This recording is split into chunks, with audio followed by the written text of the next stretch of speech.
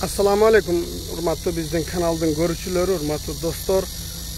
Сиздердин алдыңыздарда көрүп турган бул Kia Bongo 3-чү поколениядагы заводской пропан газ менен алдыңыздарда көрүп турган полный комплектация 2019 жылкы 400 км менен автоунааны көргөзөйүн достор. Ушундай эле автоунаадан эки отурат. Аркасындагысы 16 км жүргөн, болгон 16 км. Алдындагысы могул болсо 400 км жүргөн. Көрдүңүздөр достор, мунун мындай болгон узун газ пропан багы бар. Могул жерде көрүнүп турат. Бактын көлөмү 83,5 литр экен. 83,5 литр. Могул жакта жазылып турат 2019-12 айда чыгарылган экен. Бул 2019-га 2020 болуп эсептелинет. Бул мындай айтайлы абсолютно жаңы автоунаа достор. Кимде ким жаңы газ менен автоунаа алам десеңиздер, анда сиздерге ушундай автоунааны сунуштамакчыбыз. Себеби дегенде жапжаңы боюнча эч кандай бир минилген жери жок. Бул болгону ошол обкаткадан чыккандан кийинки эле автоунаа десек дагы болот. Достор, мен сиздерге бул автоунаанын сразу эле баасын айта кетейин. Кореядагы баасы, Кореяда жашап жүргөн, иштеп жүргөн мекендештерибиз да биздин каналды көрөт. 15 миллион Кореядагы акчасы, анан мунун долларга чагып айтканда 12.635 доллар болот экен азыркы курс менен. Мунун доставка жол киреси болсо 1.700 доллар болот.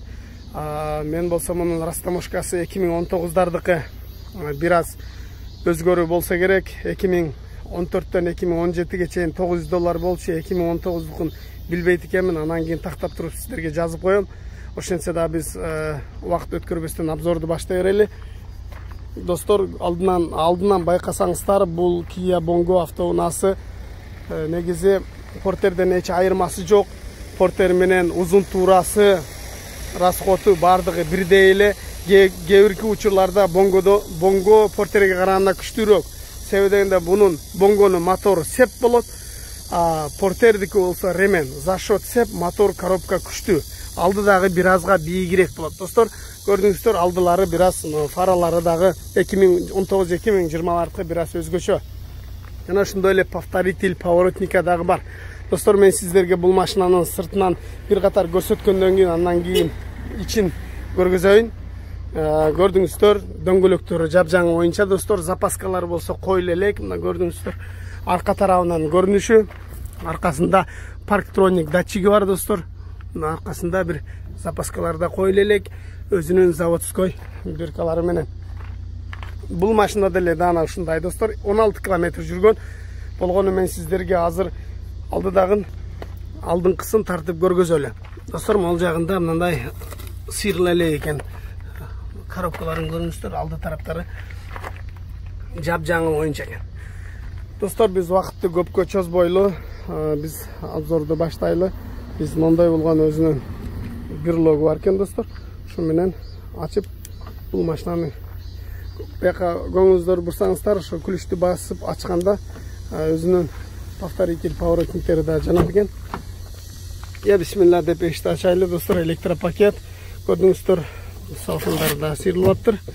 Электрозеркало 2019 жылкы деп жазылып турат. Булар буквасынан айырмаланып 2020 болот. Бул белин ишире турган кнопкасы. Сиденьялары дагы бир башкача болуп тигилиптир достор. Могул жагын көрсөңүздөр, LPG газ, кадимки жанагы биз тартып жүргөн таксидеги автоунаадай эле газ. Мультируль достор, коопсуздук жаздыгы, подушка безопасности. Могул жакта карасаңыздар, подогрев зеркала, подогрев сиденья, подогрев руль, складывание. Жана өзүнүн мондо магнитофону, кондиционер бар. Блокировка МОС, USB, 5-ступенчный болот достор. Эскертип айта кетейин, бул дизелдер болсо 6 ступка, газ 5 ступка болот достор. Бул машинаны жүргүзөлү достор. Жүргүзөлү, мен сиздерге бул машинаны жүргүзүп бир аз болсо дагы мындай обзор кылып көргөзөлү. Тест драйв кылалы достор. Панелдерин көрүңүздөр, бул жапжаңы машина. Эч кандай айдалган эмес, чийилген эмес, жана башка. Могул жактарын көрдүңүздөр. Пакеттери дагы мында салфандары сыйрыла эле экен. Могул жактарын көрүңүздөр достор. Мен сиздерге кененирээк тааныштырууну туура көрдүк. Шашпастан биздин каналдан алыстабастан биз менен бирге болуп туруңуздар. Бул достор подогрев руль дагы бармы? Көрүп атасыздар. Подогрев руль, подогрев сиденья, подогрев зеркала достор. Складывание зеркала күзгүлөрү өзү автоматически мындай кайрылат. Көрдүңүздөр, мен сиздерге буларды мындай билгендер билбегендер үчүн бул жаңылык деле эмес. Көпчүлүк учурда буларын айтпай эле койсоң болбойбу дейт, бирок айта кетишке мажбурбуз, себеби дегенде көпчүлүк адам билбейт. Достор, мына LPG газ бул постоянно мындай жанып туруш керек. Муну басып отурамызда газбы келбей каттан машина өчүп калат бир аздан кийин. Көпчүлүк учурда биздин мекендештер такси айдап жүргөндөр ушунусун басып алып, машинасы өчүп калган учурлары көп кездешет. Мультируль достор, мына көрдүңүздөр, машина аябай таза. Азыр бир аз тест драйв кылабыз. Бисмиллахир-рахманир-рахим деп айдап тест драйв кылып келели. Достор, бул жеңил машина айдагандай эле айдайт экенсиң. Управление аябай жеңил. Сыртын ичиндеги кетип аткан адамга сыртында эчтеке угулбайт экен. Аябай жылы жаңы 400 км жүргөн. Мына ал жака көңүлүңүздү бурсак достор, мына токтоп тур, 430 км жүрүптүр болгону. Башка эч кандай.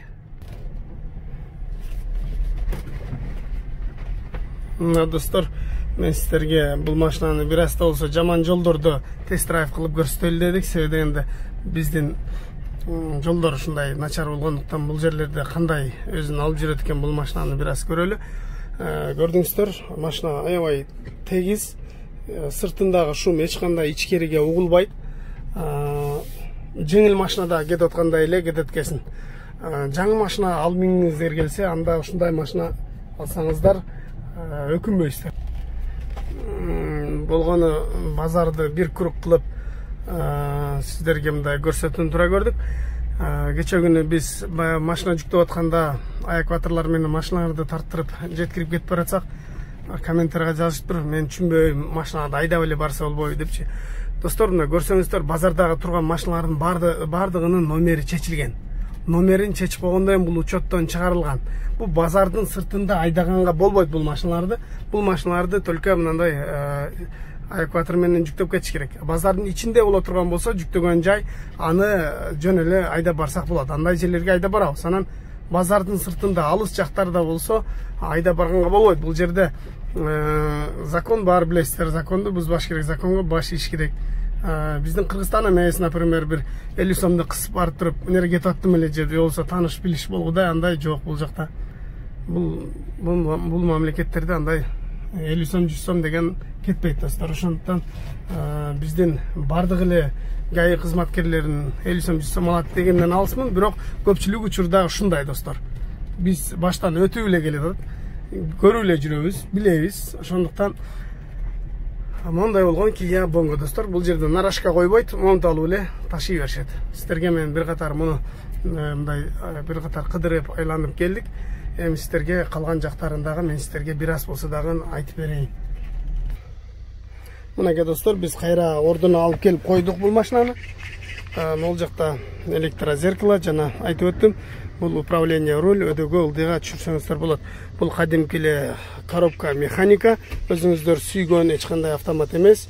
5 уступка, айыл жергесине аябай сонун. Достор, мына сиденьяны тургузчу боло турган болсо, мына бардачок, муну тургузуп койсо 3 киши отурат. Аркасында спальник бар. Спальниги да аябай кенен. Биз көбүнчөсү жаш балдар ушул арка тарабына чыгарып алыш, оң жагына чыгарып алышат. Көрдүңүздөр, арка тарабыдагы эч ким отурган дагы эмес, эч ким муну айдаган дагы эмес. Болгону достор, мына бизге окшогондор айдап чыгып көрүп мындай чаңгылып койтур болбосо, жап-жаңы машина. Дөңгөлөктөрү болсо бардыгы абсолютно жаңы. Жаңы машина болгондон кийин бардык нерсеси жаңы болот достор. Эч кандай мундун баягы эски нерсеси жок. Бардыгы жаңы. Бир катар дагы сиздерге мен көрсөтүп өтөйүн. Даже могул защитник балона дагы салафаны сырлы эле экен. Өзүңүздөр көрдүңүздөр, 83,5 литр. Бул 100-үнө 11 литрден расход кылат. Расходун дагы айтып турган болсок, 5-ступенчный механика. Грузоподъемностью булар негизи портерде деле, бардыгында бонголордо деле 1 тонна деп жазып койгону менен, по факту бизде Кыргызстанда 2 тонна, 3 тонна жүктөйт. Андан көп жүктөсөңүздөр деле көтөрө берет. Биз өзүңүздөр билесиздер, пияз таш иштеп жүргөндө 4 тонна, 5 тонна смело жүктөчүбүз, эми тегиз жолдо. Анан биздин Кыргызстандын жолуна 4 тонна, 5 тонна жүктөгөндөр дагы бар экен. Көмүр ташып иштегендер. комментарийге жазып коюштур. Биз 7 тонна жүктөйт элек деп жазыштыр. Бирок канчалык деңгээлде чын экенин билбейм. Бирок 3 тонна, 2,5-3 тонна бул жөн эле көтөрөт бул машина. Азыр эми Кыргызстанда Кудайга шүгүр, жанагы бизде ар бир эле жерде газ бар. Проблема болбойт газдан. Мунун запчастары бул жактан заказ кылсаңыздар болот. Эми 2019 газ Кыргызстанда жок болсо керек. Бирок бул оңойчулук менен эми жаңы машина бузулбайт, Кудай сактасын. Бул 3 жыл, 5 жыл эчтекесин чуклабай айдасаңыздар болот. 3 жыл, 5 жылдан кийин бирдемесин алмаштырып запчас керек болсо заказ кылсаңыздар жөнөтүп беребиз. Ушундай достор, мен сиздерге кыскача обзор кылдым. Бул машиналарды кичине тест-драйв кылдык, колдон келишинче айттык, билишибизче көрсөттүк достор. Эми бул кыргызча обзор, эми орустардын обзоруна биз жетишке дагы бар. Андыктан мындай өтө мындай катуу сындабаңыздар биздин обзорлорду. Колдон келишинче мындай бир аз наоборот кичине поддержка кылып турсаңыздар, сиздердин демилгеңиздер менен, сиздердин поддержкаңыздар менен бизде мындай бир дагы болсо ушундай машиналарды, жаңы машиналарды обзор кылып тартканга бизге мындай мүмкүнчүлүк, мотивация болот.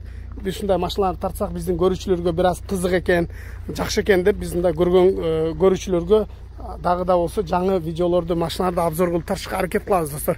Кудайым буйруса дагы жаңы мындай Kia'нын дейбизби, Hyundai'дин дейбизби, BMW, Mercedes дейбизби, ушундай маркалардын дагы обзор кылып көрсөтүшкө аракет кыла бермекчибиз достор.